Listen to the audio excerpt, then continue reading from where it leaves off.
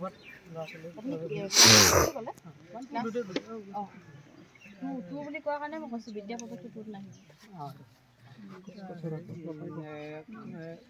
এইটো কম তোমালোকে এক দুইটো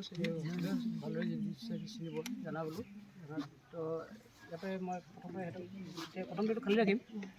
চবকে এক দুই লগাব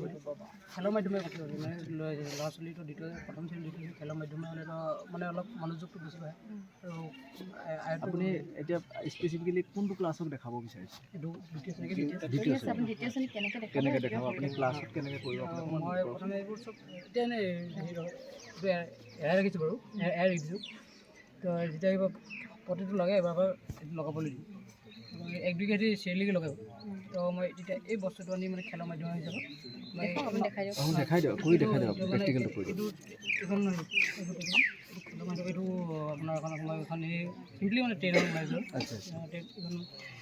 ইয়াত মই কেইটামান পইচা নোহোৱা কৰি গৈছোঁ তো ইয়াতে কোনোবা মই কোনোবা এজন আপোনাকে কোৱাচোন তুমি ইয়াতে কোনোবা কেইটামান সংখ্যা লুকাই আছে নাই নোহোৱা হৈছে কোনকেইটা সংখ্যা বিচাৰিলোঁ নাই ন নাই চাৰি নাই ইয়াতে চোৱাচোন কোনটো হয় চাৰি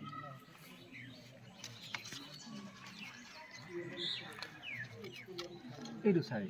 চাৰিটো ক'ত হ'ব এতিয়া যে চাৰিটো হয় চাৰিটো ক'ত নোহোৱা ইয়াত নাই এইটো লগাই দিওঁ আৰু প্ৰতিষ্ঠিত বেলেগ হেৰি নেক্সট ছাত্ৰ মানে আপুনি প্ৰথমতে সংখ্যাখিনি শিকাই ল'ব লাগিব তাৰপিছতহে তেওঁলোকে সংখ্যাখিনি শিকোৱাৰ পিছত এইটোলৈ যাব তাৰপিছত আৰু যদি কওঁ মই মানে যদি ষ্টুডেণ্টক কওঁ যে এতিয়া এইটো দ্বিতীয় শ্ৰেণীৰ কাৰণে প্ৰথম এইটো কোন ক্লাছৰ কাৰণে কি শিকাব বিচাৰিছে প্ৰথমটো হেৰি এইটো আপোনাৰ স্বৰচিহ্ন স্বৰবৰ্ণ আৰু ব্যঞ্জনবৰ্ণ শিকোৱাৰ পাছত তাৰ পাছত পৰ্যায়টো লৈছোঁ মই স্বৰবৰ্ণ আৰু ব্যঞ্জন বৰ্ণ সম্পূৰ্ণ শিকি গ'ল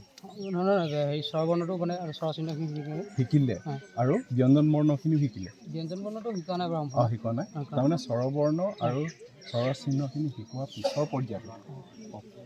মই তেতিয়া কৈছোঁ এতিয়া এইটো এইটো মই কৈছোঁ মানে খেলৰ মাধ্যমে এতিয়া ইয়াতো সম্পূৰ্ণ মানে অলপ এইটো লগাই হ'ব পাৰে এইটো এতিয়া মই উপফালে দেখাইছোঁ এইটো অচিন আছেনে অচিন যদি শিকিছে ল'ৰা নাই জানিছে তো আকৌ চিনটো আহিব লগত এইটো কি হয় চিনটো মই শিকাইছিলোঁ নে কি আছিলে বুলি ক'লে এইটো স্বৰচিহ্ন ফৰ লগত স্বৰচিহ্ন যোগ হ'লে কি হ'ব তেনেকৈ মানে আৰু এতিয়া আপুনি এটা কওক ইয়াক উচ্চাৰণ কেনেকৈ কৰিব বৰ্ণখিনিৰ লগত স্বৰবৰ্ণৰ যিখিনি ধৰি লওক কটো ক ব্যঞ্জন কৰক কাৰণ স্বৰবৰ্ণই ব্যঞ্জন বৰ্ণ উচ্চাৰণ কৰিবলৈ হ'লে স্বৰবৰ্ণ সহায় লয় এতিয়া আপুনি বাৰে মটৰাখিনি তাত ব্যৱহাৰ কৰিছে নহয় জানো এতিয়া আপুনি কওক যে ক বৰ্ণটোৰ লগত যেতিয়া আমি বাৰে মটৰা চিনখিনি ব্যৱহাৰ কৰি দিম কাৰণ শিকি গ'ল ন সিহঁতে তেতিয়া আমি ক বৰ্ণটোৰ লগত ঔকাৰলৈকে আপুনি যোগ কৰি কেনেকৈ পঢ়িব সেইটো উচ্চাৰণ কৰিব সেইটো কওক নহয় এনেই ভাই তাত হেৰি কৰিব নালাগে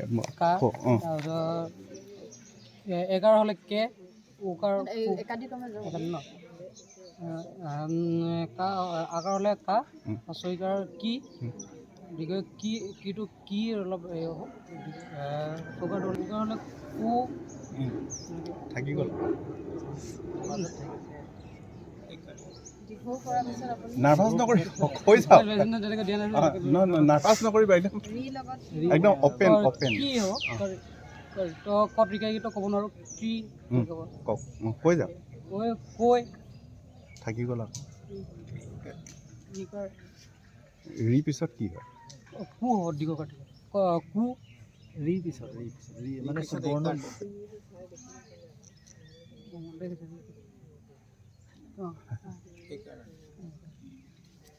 ঐকাৰ উকাৰ ঔকাৰ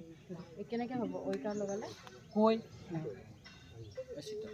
এইটো আপুনি যিটো ক দি কৰিলে সেইটো ক দি কৰকচোন